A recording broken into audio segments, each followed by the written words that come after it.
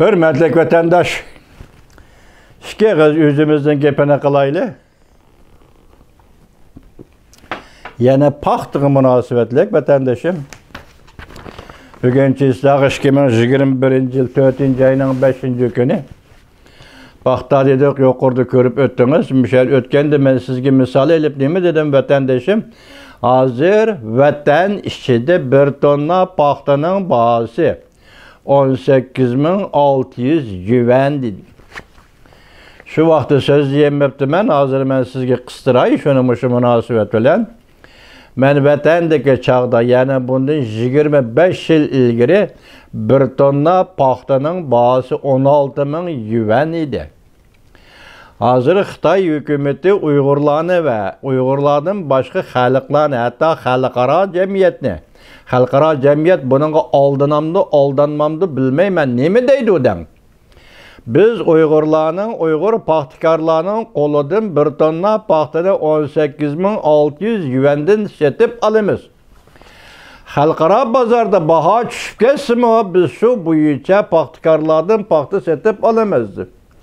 Xalqaro bozorda paxta bahosi o'rlab ketsa biz shu bo'yicha Uygur paxtakarlarının qoludan paxtani aşı bahoda setip alımız dedi. Bu bir saxtapazlik vatandaşım.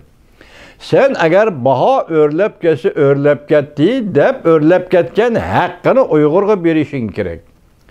Eğer baha düşüp kesse xalqaro cemiyette düşüp kettiği dep sen rasgipini etip Uygur dehallarının, Uygur paxtakarlarının qoludan qanchalik paxta setip alasan. Baha qanda xalqaro bozornima memleketinin içindeki bahanime eğitişin gerek. Bu sen için mutlak mahfiyetlik. Hey Cungo Kompartiyası 70 yıl öttün sen Uygur halkını muşunu mahfi tutup geldin. Mahfi saklap geldin. Paxtanın bahası zaten kança. Çünkü vatandaş bir yerde paxta koyulgan baha ameliyette senin ademilik kıyaptın, Uygur'un ademilik kıyaptı koyuluvatkan bahadır. Bir yerde paxtanın kımmeti ameliyeti Uygur, bu senin ademilik kımmetindir. Efendi. Biz şunlar düşündük mü? Hazır düşünemedik. Çünkü işlep çıkarış yeri yanında muayyen emgek gücünün muayyen maksidi buludu vatandaş. Ben 8 saat işleymen, bu 8 saatte ben 80 koy 80 dolar tapımen. Demek bunun maksidi nime bu 80 dolarını kayyaga kaydaymen. Balam mektepte okuydu, anam doktorxanaga barıdı.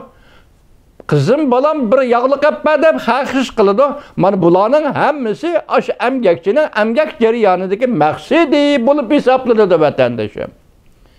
Şuna 1 kilogram paxtani 80 dolar degeningde yoki 60 dolar degeningde muşu bahanın özgürüşü aşı emgekçinin emgek jarayonidagi maqsadiga qanday ta'sir ko'rsatdi? Demek bu maksudiki tesir körüstüştün özü muşu paxta bahasının yuqur tüven buluşu emgekçinin paxtakarının kadri kımmetiga qanday tesir körüstüdü. Kadri kımmeti hammasi yığıp ekkelgende, elip kelgende bu paxtakarının cemiyette hukukluk orada bağımı yok. Mana muşu meselelerge berip çetildi vatandaş. Şuna bunun mürekkeplik derecesi bizden sizden köngül bölüşümüz emgek gücü neme, emgek gücünün maksidi neme, emgek gücü şu jarayonda emgek gücünün kımmeti neme. Bu mesela hazır Xitay 18.600 yuvanda setip aldık paxtan dedi, bunu kısqıca müşahede koyup duraylı. Ben sizge sual koyay, cevap vatandaşım oylap bakın.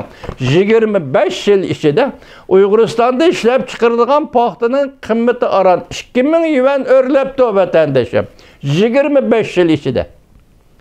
Hazır Xitay vaqıravatıdı bütün dünyaya ben mecburi emgeki salmadım. Uygurlarına kol kılıp işletmedim. Dep dünya vaqıravatıdı. Siz sual koyup bakın. 25 yılda bir tonna paxtanın bahası aran 2 yuvan. Ya 2000 yuvan örledim ha.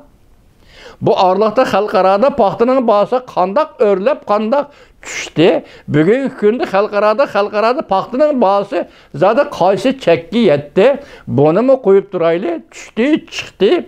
Turaqlıq ve turaqsız baha dep duraylı. Bazar bilen ölçünüdü, bazar bilen koyuludu deyildi dep duraylı. Vatandaş siz şunun qarab bakın. Hammaga ma'lum, buningdan 25 yil burun mushundaq uyning 1 kvadrat metrining bahosi 400 yuan edi. Vatandoshim, hozir Beijingda, Guangdongda 400 mingga, 40 ming yuandan 60 ming yuanga chiqib qoldi. Maktablar yaqinroq ya markazga tijorat qulayliqroq yerdan setib oladigan bo'lsang, bir uyni, uning 1 kvadrat metrining bahosi 40 ming yuan bilan 60 ming yuan atrofiga chiqib qoldi. Sizlar bilasizlar buni vatandosh. Sening 1 kvadrat metr uyingning bahosi 40 ming yuanga 60 ming yuanga chiqib qoldi shaharlar aro farqli baho bo'yicha. Acaba mening paxtamning bahosi 25 yilda aro 2 ming yuan o'rlandi. Uning kilogramı sundursan 25 yilda aran 2 ming yuan o'rlandi mening paxtam. Men ishlab chiqargan paxtaning 1 tonna paxtaning bahosi senin öy imarətinin bahası aşındaq örləbdə uçqandək, menin paxtamның bahası aran 2000 yuan örləndə dep sual qoysa, Uyğur Xitay hökumətinin bir yerdə teniyatqan, dacıvatqan, inkar qılıvatqan, qorquvatqan Uyğurlarının əmgəkini qullaşdırış, Uyğurnu qullaşdırışdan ibarət müş məsələyə cavab çıxıdı. Bugünlü ceza lagerini selebde bugünlü kulgaylandırgan emas bu. 70 yıldan beri Uygur'unu kol kılıp gelivatıdı. Ceza lageri endilikte men birimen, yeysen, bermeymen, ülüsen, en ahireti çektik diktatörünün, ya ki bir millet, Xitay milleti diktatörüsünün Uygur'un vücudu da muşu şekilde ifade tepşi bulup hesaplandı. Öyle bakma. Vatandaşım öyle bakma. Ben fakat öy bahasını misal kaldım, paxtanın bahasını misal kaldım, seliştirip görəm.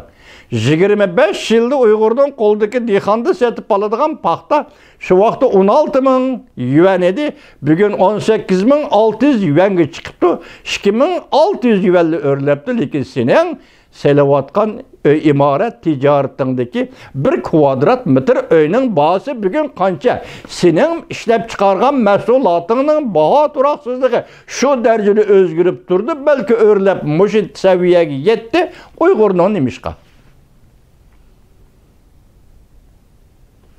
Gep şuna bir millet ya ki bir adamın hukuk ornu nede? Onun cemiyeti tutkan ornu nede? Bu milletin bir devletli tutkan ornu nede? Müstemdeki cemiyetteki ornu nede? Mana muşunun olan belgilindi. Hürmetlik vatandaş, kandak inkar kılalaysa? Halkara cemiyet muşunun dikkat kısmı kandak inkar kılalaysa? Bunun den